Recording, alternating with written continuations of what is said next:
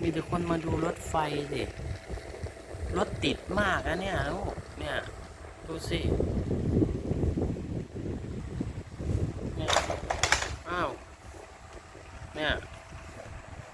ดูสิรถติดมากเลยรถเขามาดูรถไฟกันน่ะนู่นอ้าวรถไฟหยุดแล้ว